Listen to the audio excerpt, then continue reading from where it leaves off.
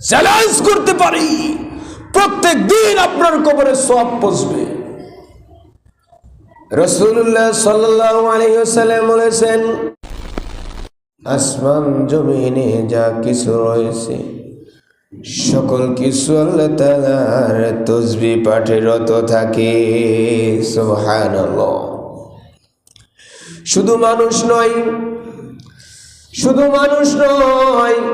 আসমান জমির মাঝে যা কিছু রয়েছে সকল কিছু আল্লাহ তাআলার প্রশংসা, আল্লাহ তাআলার তাসবিহ, আল্লাহ তাআলার শুকরিয়া আদায় করতে থাকে।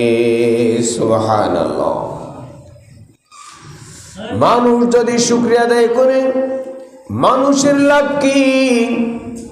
লাইন শাকারতুম লাযীদান্নাকুম। আল্লাহ তাআলা বলেছেন, মানুষ যদি শুকরিয়া আদায় করে কার লাভ হবে? মানুষ যদি আল্লাহ তাআলার প্রতি খুশি হয়, লাভ কার হবে? মানুষ যদি আল্লাহ তাআলার নিয়ামত পেয়ে আল্লাহ তাআলার নিয়ামতের কথা স্মরণ করে আল্লাহ তাআলাকে মেনে নেই, লাভ কার হবে?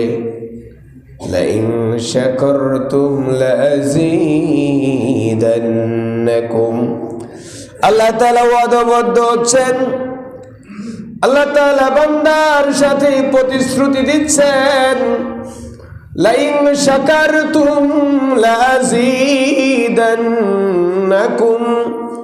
বান্দা, তোমাকে যে অবস্থায় রেখেছি ওই অবস্থাতেই যদি তুমি আমার প্রতি খুশি হয়ে যাও,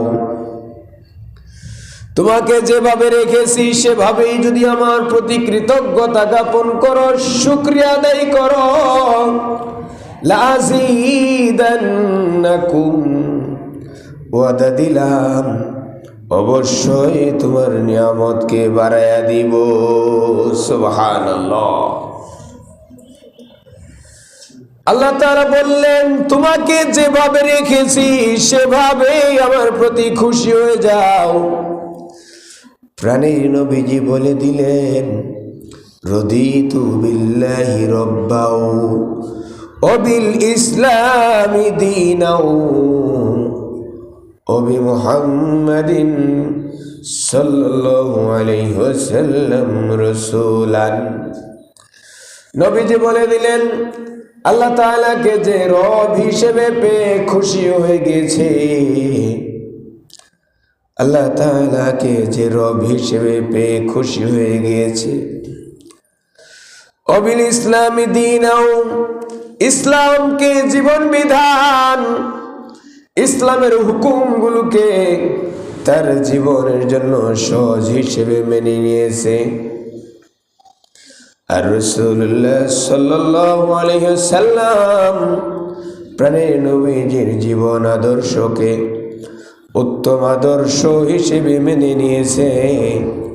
সেই প্রকৃত ঈমানের স্বাদ গ্রহণ করতে পেরেছে।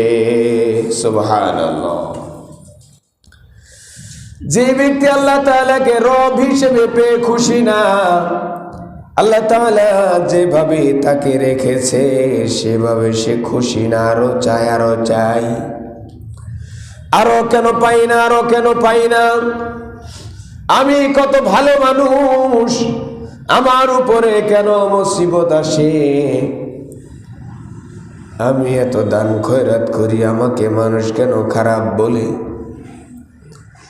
মানুষ যখন হতাশ হয়ে যায়, আল্লাহ তাআলার প্রতি ভরসা যখন মানুষের কমে যায়, এই ব্যক্তিটা এমন ভাবে হাবুডুবু খেতে থাকে। লাইন শাকারতুম লাযীদান্নাকুম ওয়া লাইন কাফারতুম ইন্না আযাবী লাশাদীদ। সে যখন আল্লাহ তাআলার নাফরমানি শুরু করে দেয়, আল্লাহ তাআলা যেভাবে রেখেছে সেভাবে সে খুশি না, মনের দিক থেকে খুশি হতে পারে না, আল্লাহ তাআলার নাফরমানি শুরু করে দেয়, আর এত ভালো হয়ে থাকবো না, চলবো না। আমি কত ভালোভাবে ইবাদত বন্দেগি করি, আমার উপরে মুসিবত আসতে থাকে। হতাশ হয়ে যা। ইসলামের পথ তার ভালো লাগে না, নামাজ ভালো লাগে না, রোজা ভালো লাগে না, কোরআন তেলাওয়াত ভালো লাগে না, দাড়ি টুপি পাঞ্জাবি বোরকা ভালো লাগে না, পর্দা ভালো লাগে না, হালাল ইনকামে সে খুশি না, হালাল ইনকামে সে খুশি না, হারাম খুঁজে কোথায় ঘুষ পাওয়া যাবে, কিভাবে সুদি কারবার বেশি বেশি করা যাবে, অন্যায় বেশি বেশি করা যাবে, অন্যায় পথে অনেক পয়সা জমানো যাবে, এসব কাজে যখন সে ব্যস্ত হয়ে যাবে, আল্লাহ তাআলা বললেন ইন্না আযাবি লাশাদীদ, তাকে আমি কঠিনভাবে আযাবে গ্রেফতার করব। ইন্না আযাবি লাশাদীদ, কঠিন আযাবে অবশ্যই তাকে গ্রেফতার করব। কঠিন আযাব, আল্লাহ তাআলার নরমাল আযাবই তো সহ্য করার ক্ষমতা আছে বলেন? নাই। আর আল্লাহ তাআলা নিজে যেটা বলছেন ইন্না আযাবি লাশাদীদ, অবশ্যই আমি এই ব্যক্তিটাকে কঠিন আযাবের মাঝে গ্রেফতার করব। কঠিন, আল্লাহ তাআলা যেটা কঠিন বলেছেন এটা কত কঠিন হতে পারে চিন্তা করেন। চিন্তা করা যায়? চিন্তা করতে পারবেন না যে এটা কত কঠিন আযাব হবে আপনার। এক বিপদ থেকে উঠে সরতে পারা যাবে না, আরেকটা বিপদ দরজায় দাঁড়ায় আছে। এই বিপদ শেষ করে সারা যাবে না, আরেকটা বিপদ রেডি হয়ে দাঁড়ায় আছে। হয় না বলেন?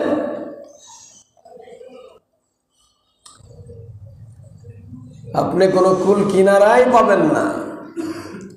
আল্লাহ তাআলা বলেছেন ফাইন লাম তাফআলু ফাযানু বিহারবিন মিনাল্লাহি ওয়া রাসূলি, যারা আল্লাহ তাআলার সাথে অন্যায় করে, সুদি কারবার যারা করে, তাদের সাথে আল্লাহ তাআলা যুদ্ধের ঘোষণা দিয়েছেন। আল্লাহ তাআলার সাথে যুদ্ধ করা সম্ভব? সম্ভবই না আল্লাহ তাআলার সাথে যুদ্ধ করা। টিকে থাকা যাবে? যাবে না, এক মুহূর্ত যাবে না, এক সেকেন্ড যাবে না। আপনি বলবেন যে হুজুর যাব না, দেখি তো অনেক মানুষ সুদের ব্যবসা করে বছরের পর বছর, ঘুষ খাচ্ছে বছরের পর বছর, মানুষ ঠকাচ্ছে বছরের পর বছর, মানুষের বিপদে ফেলাচ্ছে বছরের পর বছর, রিমান্ডে নিচ্ছে, আয়না করে রাখতেছে, গুম করে রাখতেছে, খুন করে ফেলতেছে, অপরাধের কোনো সীমা নাই, কিন্তু তাও তো বাইচে আছে। আপনি কইতেছেন এক সেকেন্ডও টিকা যায় না আল্লাহর সাথে, হেদি বছরের পর বছর টিকা আছে বলে না। অনেক সময় আল্লাহ তাআলা বলে দিলেন আল্লাহু ইস্তাহজিউ বিহিম ওয়া ইয়ামুদ্দুহুম ফি তুগয়ানিহিম ইয়ামাহুন, এই মানুষগুলো আমার সাথে উপহাস করে আমাকে ঠকাতে চায়, আমাকে ঠকাতে চায়, আমার সাথে উপহাস করে ঠাট্টা বিদ্রুপ করে। আমি মনে হয় তাদের দেখি না, আমি মনে হয় তাদের ধরতে পারবো না, আমি মনে হয় তাদের কর্মকাণ্ডের খবর রাখি না। বিষয়টা তা নয়, আমি তাদেরকে সুযোগ দিই, দেখি তারা ফেরত আসে কিনা। অপরাধীদের আল্লাহ সুযোগ দেয়। আপনার আমার মতো এত ধৈর্য আল্লাহর কম না। এজন্য জ্ঞানীরা কি বলে যে আল্লাহ তাআলা ছাড় দেন কিন্তু ছেড়ে দেন না। ছাড় দে আল্লাহ, কিন্তু ছাড়ে দেয় না। ছাড়তে যাচ্ছে, দেখি আবার ঘুরে ফিরে তো আমার কাছে আসবো। আল্লাহর কাছে যাইতে হবে না?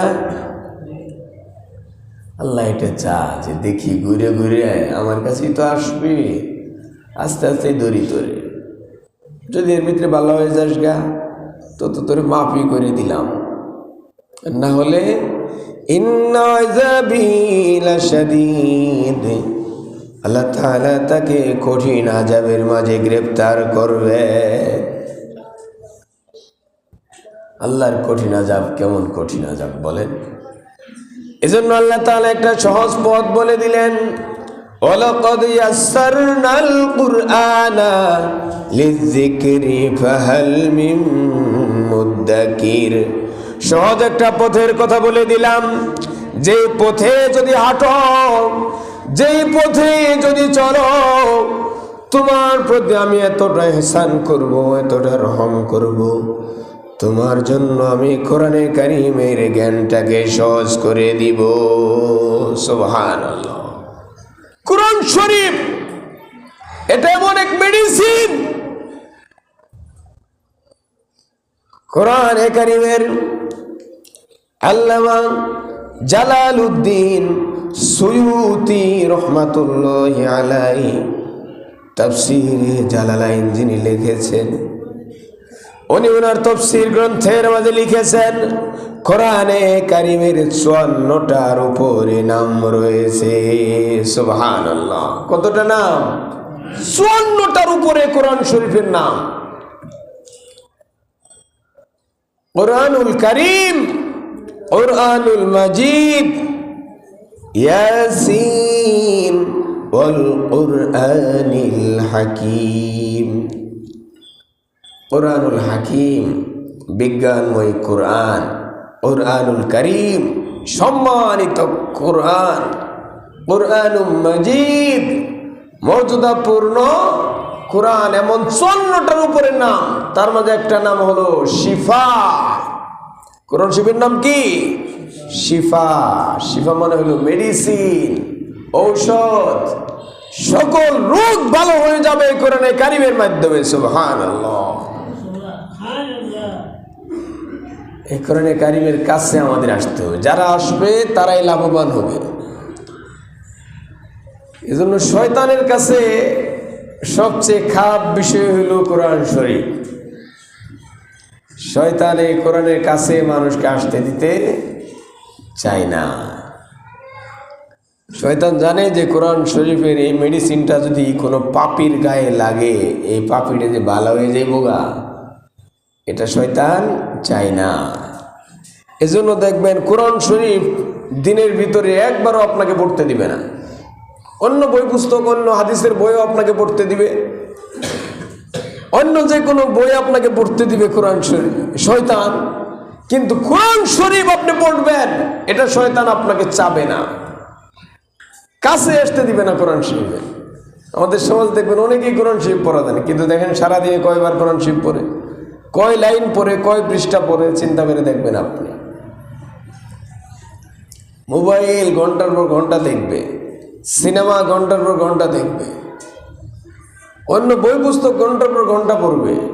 স্কুল, কলেজ, ইউনিভার্সিটির ছাত্ররা ঘন্টার পর ঘন্টা পড়ার টেবিলে বসে বই পুস্তক পড়বে, কিন্তু কোরআন শরীফ মাত্র 5 মিনিট 10 মিনিট কোরআন শরীফ পড়বে, এক পৃষ্ঠা পড়বে, শুধু 10 মিনিট করে পড়বে। এই 10টা মিনিট কোরআন শরীফ শয়তান পড়তে দিতে চায় না। চাই বলেন? ওয়াশরুমে গিয়েও তো মানুষ 10-15 মিনিট নষ্ট করে, এক কাপ চা খাইতে 10 মিনিট নষ্ট করে, মোবাইলে একটা সিনেমা দেখতে কত সময় নষ্ট করে, একটা খবর শুনতে কত সময় নষ্ট করে, কিন্তু কোরআন শরীফ 10 মিনিট টাইম কোরআন শরীফের জন্য দিতে চায় না। চা বলেন? কেউ চায় না। এটা কেন হচ্ছে বলেন? অথচ কোরআন তো আপনাকে ডেইলি পড়ার কথা, কোরআন শরীফ ডেইলি আপনাকে অধ্যয়ন করার কথা, কিন্তু শয়তান আপনাকে এই সুযোগটা দিতে চায় না। কেন চায় না? আল্লাহ তাআলা বলছেন, আল্লাহু ওয়ালিয়ুল্লাযীনা আমানু ইখরিজুহুম মিনাজ-যুলুমাতি ইলান-নূর। কোরআনে কারীম পড়লে সে আমার পরিচয় পেয়ে যাবে, ধীরে ধীরে আমাকে বন্ধু বানায় ফেলবে। আমি যখন তার বন্ধু হয়ে যাব, বন্ধু যেমন বন্ধুকে উপকার করে, আমি হলাম সবচেয়ে সেরা বন্ধু। সুবহানাল্লাহ। আল্লাহ সেরা বন্ধু না? বন্ধুর সাথে একটু বেঈমানি করলে আর খবর নেই না, কিন্তু আল্লাহ এমন এক বন্ধু যে আপনাকে ছেড়ে যায় না। এজন্য আপনি কোরআন শরীফ পড়লে ধীরে ধীরে আল্লাহকে আপনি বন্ধু বানায় ফেলাবেন যে। আর আল্লাহ তাআলা ইখরিজুহুম মিনাজ যুলুমাতি ইলান নূর, আপনাকে ধরে ধরে অন্ধকার থেকে আলোর দিকে নিয়ে যাবে। আপনি যে জাহান্নামের পথে ছিলেন সেখান থেকে ধরে ধরে জান্নাতের পথে আল্লাহ তাআলা নিয়ে যাবে। সুবহানাল্লাহ। এটা শয়তান চায় না।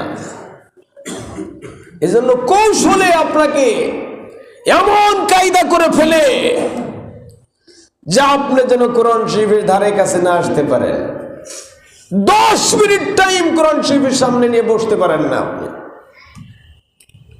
মাসেও কোরআন শরীফ ধরে নাই এমন আছে না মানুষ?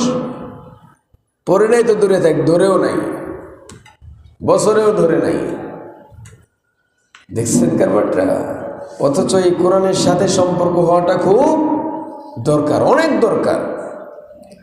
রাসূলুল্লাহ সাল্লাল্লাহু আলাইহি ওয়াসাল্লাম বলেছেন, হাসরের জমিন যেদিন কায়েম হয়ে যাবে, আল্লাহ তাআলা কিছু কিছু বাবা মাকে বলবেন, মাথার আধাত উপরে সূর্য এসে পড়বে, মানুষের মগজগুলো টাস টাস করে ফেটে গলে মানুষ ঘামের মাঝে মগজের মাঝে হাবুডুবু খেতে থাকবে। এমন বিভীষিকাময় পরিস্থিতি আল্লাহ তাআলা বাবা আর মাকে এক জোড়া নূরের পোশাক পরায় দিবেন। বাবা আর মাকে আল্লাহ তাআলা নূরের পোশাক পরায় দিবে, শান্তি পাবে। এই বাপ মা জানেও না যে কেন আজকে কঠিন হাসরের ময়দানে এত সুন্দর পোশাক আমাদেরকে পরানো হইল, তারা জানেও না। আল্লাহ তাআলা ফেরেশতাদের অর্ডার করছেন, ফেরেশতারা তাদেরকে নূরের পোশাক পরায় দিচ্ছেন। এই বাবা আর মা আরাম পেয়ে যাবে, শান্তি পেয়ে যাবে। আল্লাহ তাআলার কাছে বলবে, আল্লাহ বিমা কুসিনা হাদা, আল্লাহ আজকের দিনে আমাদেরকে কেন এত সুন্দর আরামের পোশাকটা পরাইলেন। সুবহানাল্লাহ। আল্লাহ আজকে এত কঠিন ময়দানে আমাদেরকে এত সুন্দর আরামের নূরের পোশাক কেন পরাইলেন? এই বাবা মা আল্লাহকে জিজ্ঞাসা করবে। আল্লাহ তাআলা এই বাবা মার কথার জবাব দিবেন, ইকালু বিআখযি ওয়ালাদিকুমাল কুরআন। বাবা মা বুঝো নাই, দুনিয়াতে তোমার সন্তান সন্ততিকে কোরআনে কারীম পড়িয়েছিলা, কোরআনে কারীম শিখাইছিলা, এই জন্য আজকে এত সুন্দর নূরের আরামের পোশাক তোমাদেরকে পরানো হলো। সুবহানাল্লাহ। দেখছে, আমি একাই তো হুজুর না, আমি একা হুজুর, লক্ষ লক্ষ কোটি কোটি হুজুর দুনিয়াতে রয়েছে। জিজ্ঞাসা করেন তো দেখি, যে সেই হাসরের কঠিন ময়দানে ঘুমান নাকি? ঘুমাইতেছেন? মাথা উঁচার দিক করে বয়ান শুনতে হবে। আমাদেরকে পছন্দ হোক বা না হোক, মাথা উঁচার দিকে ওটাই আমার দিক তাকায় তাকায় বয়ান শোনা সুন্নাত। হাসরের কঠিন ময়দানে এমন কোন হুজুর আপনাকে বয়ান শোনাইছে কিনা? আপনার ছেলে যদি বিসিএস ক্যাডার হয়ে থাকে, ডাক্তার হয়ে থাকে, ইঞ্জিনিয়ার হয়ে থাকে, প্রেসিডেন্ট হয়ে থাকে, প্রধানমন্ত্রী হয়ে থাকে, সরকারের বড় কর্মকর্তা হয়ে থাকে, আপনাকে নূরের আরামের পোশাক হাসরের মাঠে পরানো হবে। আছে এমন? কোটি কোটি টাকার সম্পদ হলেও, সমগ্র পৃথিবীর শাসনকর্তা হলেও আপনাকে নূরের পোশাক আপনাকে পরাবে না।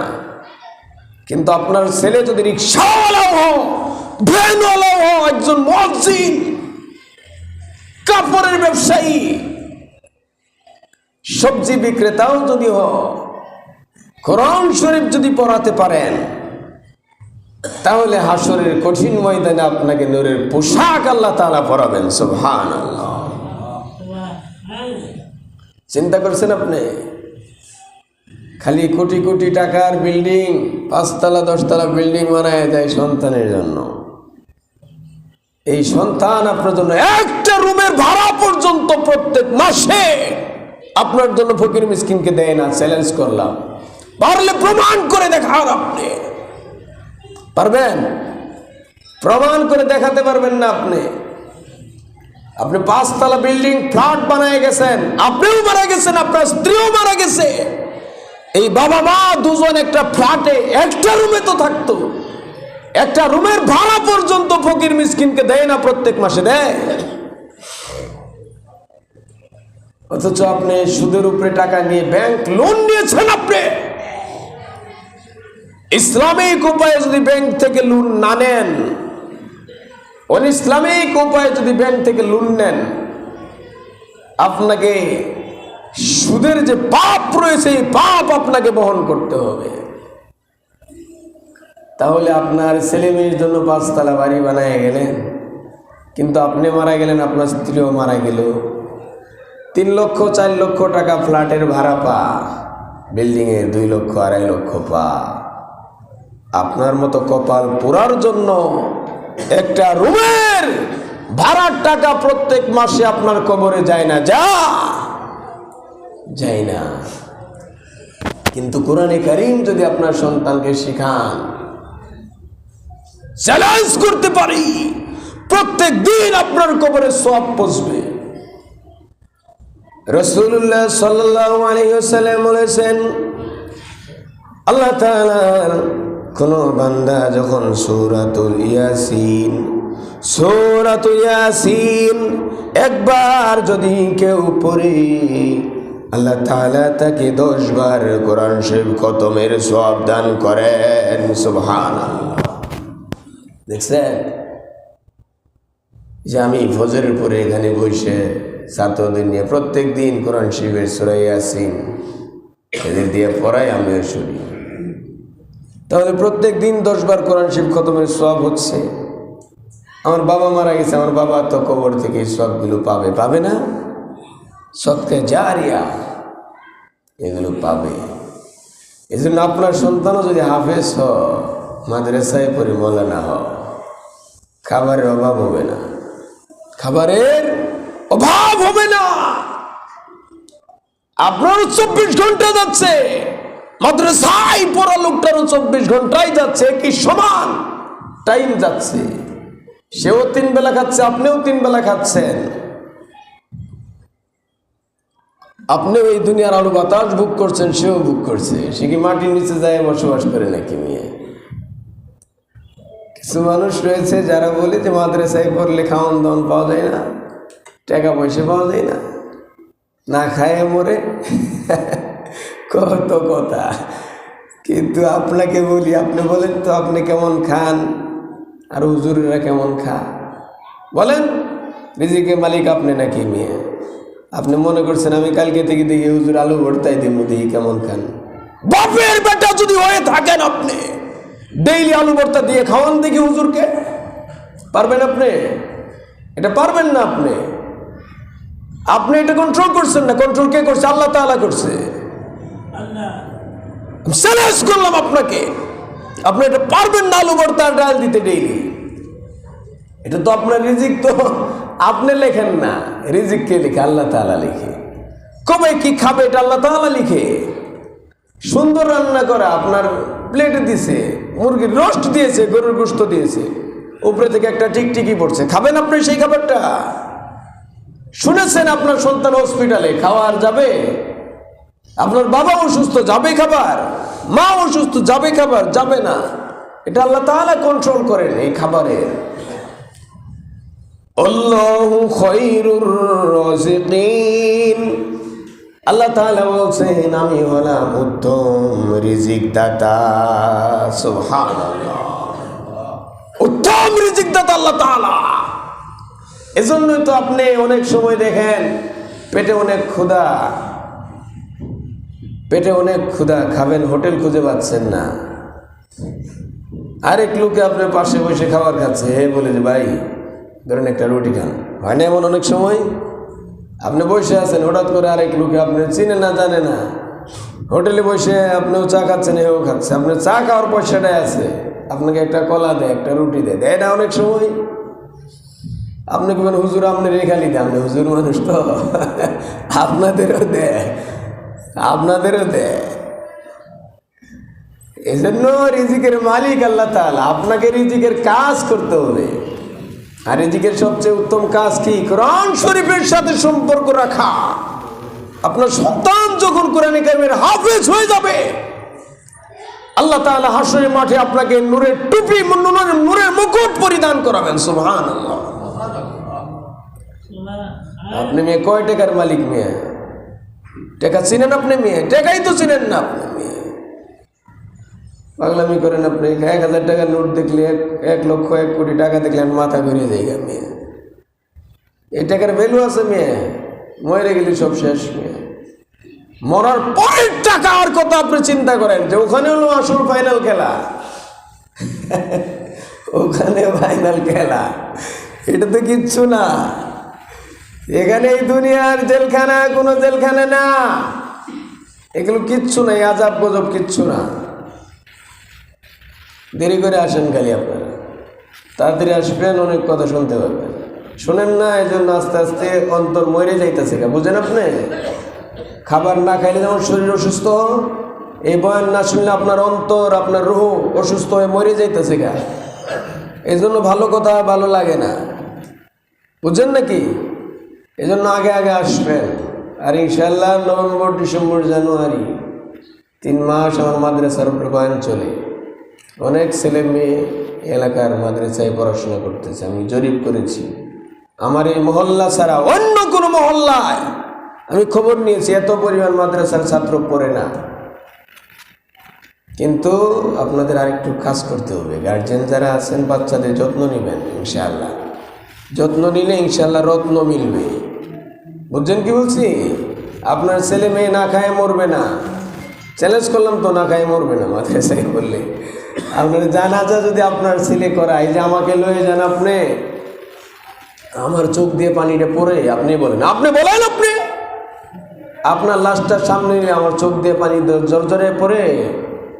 হঠাৎ কিছু মুসল্লি সবসময় দেখা হইতো, বেশি বেশি সম্পর্ক চলাচল, অনেক সময় অনেক স্মৃতি ভেসে বেড়া, তখন চোখ দিয়ে পানি পড়ে কবরে নামি, এই কাজ করুন। কিন্তু আপনার সন্তান যখন আপনার জানাজাটা পড়াবে, চোখ দিয়ে পানি ছেড়ে দিবে, আল্লাহ তাআলা এই পানির ওসিলায় আপনার জীবনের সব গুনাহ মাফ করে দিবেন। সুবহানাল্লাহ। আপনি বুঝেন না কেন?